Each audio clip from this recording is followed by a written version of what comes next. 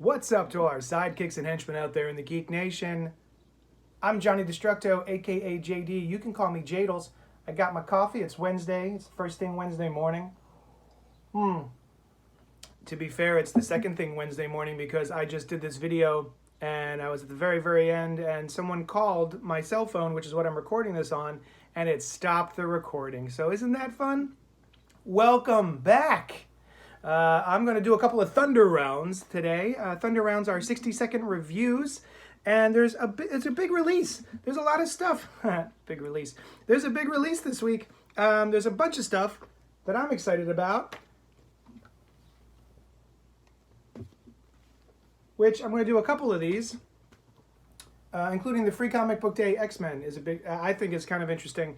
I'm not going to review this because I haven't read it yet, but having flipped through it, I'm very curious about some things, so I'm excited to read that. But I think what I'm going to start with today is Flash Forward. Flash Forward came out. It was a mini series that came out of the Tom King mini series, which was Heroes in Crisis, which had Wally West doing some certain things and dealing with those in a certain way that I did not enjoy as a reader. That book was not for me. I was excited about it the entire time until it wrapped up, and then I was bummed. So what this is doing, Flash Forward, this miniseries by Scott Lobdell and Brett Booth, was to take Wally West from that point and try and bring him to another point. And I'm sure if you've been looking at anything online, you're aware of what happened to Wally. Basically, he is kind of a Dr. Manhattan character. So that's not what I want to talk about, though. As I just showed you, Free Comic Book Day, Marvel had put out a book. There's also another one that came out this week, My Little Pony, and there's a third one, which I don't quite remember what it is. But DC decided they were going to take their Free Comic Book Day release and jam it just into the back of this trade paperback. Instead of putting it out for free, if you want to read it, it's $17.99. Another stellar decision by DC. So basically it was going to be called Generation Zero, and it was hard for me to find because it looks exactly like everything else in this issue. It's the same exact creative team. It's Brett Booth and Scott Lobdell, and I guess I'll just get on to it. I'm going to set up my watch. I'm going to do the thing. I'm going to bring up the timer. Here we go. Put 1 minute on the clock. Bam. So this is just fine. You don't need it. Basically, it is a primer for what was supposed to be coming down the pike from DC, which was Generation 5. I think 5G is what it was called.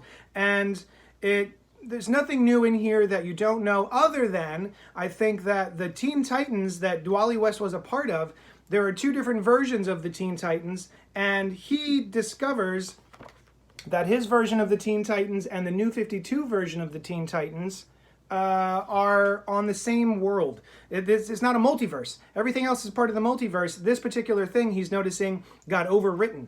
And so he's going to go and change everything back to the way it should be, blah, blah, blah. And then it is basically another excuse to use the Batman Who Laughs. So, yay, I guess. I don't care about the Batman Who Laughs. They have overused him, even though he was just created about 2 years ago. So this is a bridge between Flash Forward and Timer, Stop, and Death Metal. So it's fine. You don't need it. It was interesting to read to see what was supposed to happen, but by the fact that they've just jammed it into the back of this release, this trade paperback, tells me that they're probably not going to be doing anything with it. So maybe I'll be wrong. I was curious to see what 5G was going to be all about. I really am a big proponent of legacy in comic books. I love it when a character gives up the role to another character, when Barry Allen dies and then Wally West picks up that costume and has giant boots to fill, when Bruce Wayne died and Dick Grayson took over as Batman and was a different kind of Batman, but then had Damian as his Robin. That was written by Grant Morrison. I think that series was great. That could have gone on for a much longer time. They always get, I think, cold feet and they reset things too quickly. And I understand that it's a cyclical medium. Of course they're going to reset things. But I just wish, back in the day, you had the Justice League, you had the JLA, you had Young Justice, and it feels like they're bringing those things back a bit at a time. But I just wish they would delve more into those. And I was excited to see what the whole 5G, 5 generations thing was going to be. So maybe they'll still do it. It doesn't seem like they're going to. They fired Dan DiDio, and that seemed like it was his baby. And now they're just sort of, well, we're just going to jam it in a trade paperback. So that's that. All right, so next up, Empyre is the big release this week from Marvel.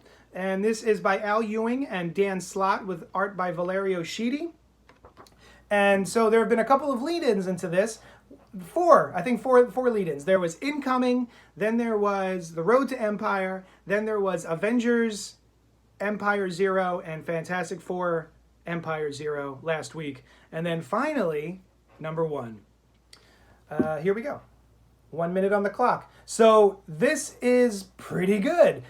All of the lead-ins have been great. As much as I was like kind of adamant that I don't care about Cosmic Marvel, basically this has to deal with the Krees and the Skrulls and the third race, which they had gone up against, which are the Katati, I believe, and they are a plant people, and they've made Hulkling, the Emperor, and they've brought together the two warring factions against this third warring faction, and the Avengers and the Fantastic Four are trying to stop it from happening.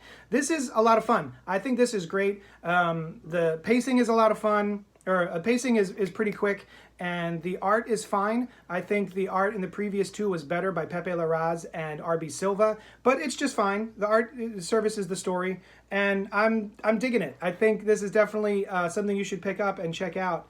I would say you probably need the last 2 issues, the 2 0 issues. And timer done. So yeah, I really like this. Going back to the art for just a second, I think it's great. It's great art. But for some reason, the artist draws Reed Richards a little strange. Yeah, there's something about him, and it's consistent. It's just, I don't. If he didn't have the costume on, I'd be like, who's that guy? But yeah, I don't know. There's just something about the way they're drawing Reed that is strange. Also, there is an ad in the back for Young Avengers. If y'all have not read Young Avengers by, who was it? Alan Heinberg and Jim Chung, you should 100% go pick up the trade paperback for Young Avengers. This story was mwah! And it shows you the origin of Hulkling, where he came from. And he is a huge player in this. There's a pretty awesome Ghost Rider moment in here that I won't spoil. But comes out today. Go to your local comic shop and pick it up. What else? Oh, you know what? I'm going to do one more real quick. And that is Captain Marvel number 17. I am a huge fan of this cover. This cover art is gorgeous. And this is Pepe Larraz, one of the guys who did one of the previous Empyre Zero issues that I was just talking about. So 60 seconds on the clock. I love this book so much. This particular issue is fantastic. This is the X-Men in between, if you remember back in the day, in between big storylines, there would be the occasional issue where they would get together and have a picnic and play baseball.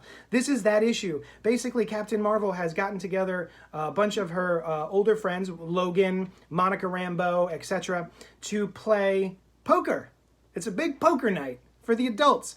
And then she forgot that she invited she invited Ms. Marvel, Kamala Khan, who shows up with board games.